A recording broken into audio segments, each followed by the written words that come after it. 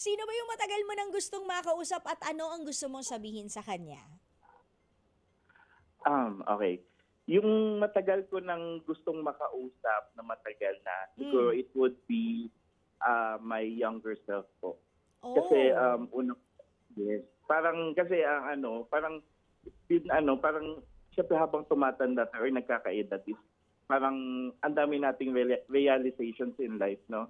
So parang siguro kung if I given the chance na makausap po yung younger self ko, siguro kakamustahin ko siya, then kamusta na ba siya in present situation sa kanya, then siguro papayuhan siya kung ano yung Mm. mga um, yung mga kailangan niya i-expect in the future. Oh. So yun po. Oo po. Meron So that's it bang po, ma'am.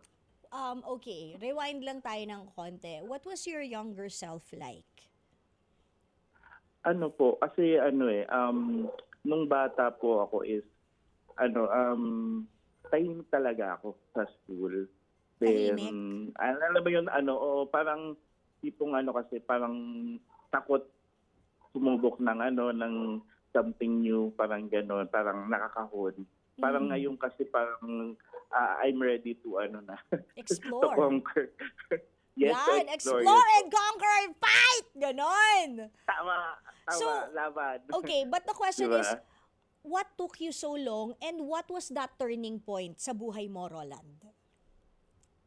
Siguro po kasi sa dami na rin po ng pinagdaanan po no in life. So parang parang siguro nung bata ako, sabi ko parang siguro kung na-realize ko na yung mga pinagdaanan ko pa. So siguro parang siguro nung bata pa siguro ako baka na-correct ko yung mga pagkakamali, kung yung mga kumbaga may mga bad decisions or I mean naman 'di ba, habang nagkakaedad naman tayo is natututo naman tayo sa Oh, it's lahat po part ng of it. mga.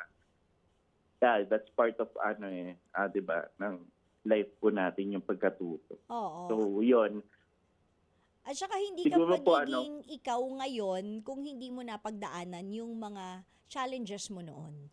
You wouldn't be yes, molded into a strong and ready to conquer person now kung hindi mo siguro napagdaanan yon. It would have been different. 'Di ba? yes po. Yes po. Tsaka parang 'yun nga, kaya ko na siyang siguro sa ngayon, kaya ko nang harapin yung yung younger self ko. Kasi parang before siguro mga nasa 20, parang ano ba 'yun, parang siya yung multo. Multo mo, 'di ba? Parang kung may mga bad decisions ka. So Mhm. parang ayaw mo siyang balikan, parang Oo. gano'n. Oo. Lagi mo sa tinatalikuran. Ngayon, kaya ko na siyang harapin and parang siguro um, ipayuhan siya kung ano Mhm. yung mga kailangan niyang i-improve sa life niya. Pwede ba naming So that's marinig? it. Yung naman siguro yung like for example sa Yung school. dear self mo, dear self. Okay. Dear self, I hope you're okay right now.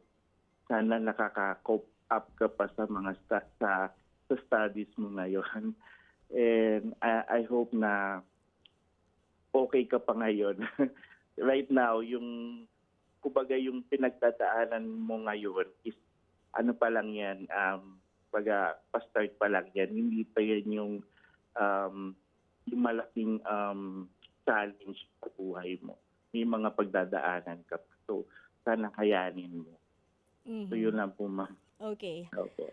After you've talked to yourself, to your younger self now, how did it Mm. make you feel?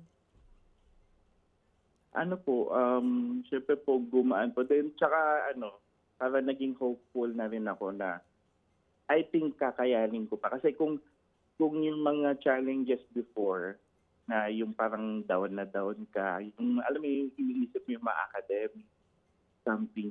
Kung ngayon, di ba, parang isipin mo na parang napakaano na siya, parang napakaliit or napaka-basic as compared sa mga pinagdadaanan mo ngayon sa sa corporate world. So Yon. parang ganun po. Tama naman. Diba?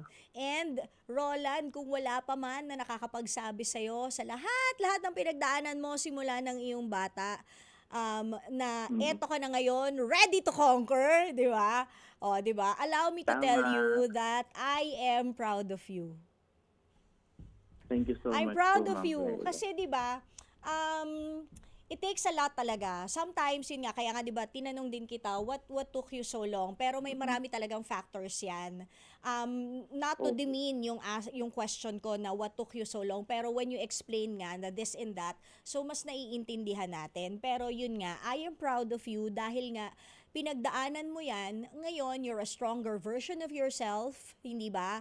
You're kumbaga handa ng sumabak, 'di ba? Sa mga challenges in life, ganun ka na and palaban ka na ngayon, no, hindi ba? Roland version 1 has already Yes. evolved to a Roland version 2.0. Oh, hindi ba? So go lang ng go. Yan, carry natin yan, 'di ba? Tama. Oh, sino Tama po. mga gusto mo naman i-shoutout, Roland? Okay, gusto ko i-shoutout po lahat po ng mga nag-work po from Philippine Statistics Authority po, is Avenue. PSA! Alam mo ba, nag-cover ako dyan? Baka hindi lang kita nakikita. Di ba doon kayo sa Sure, may pag doon sa may, basta doon, sa may tama, basta malapit kayo bago lumiko sa Quezon Ave, di ba?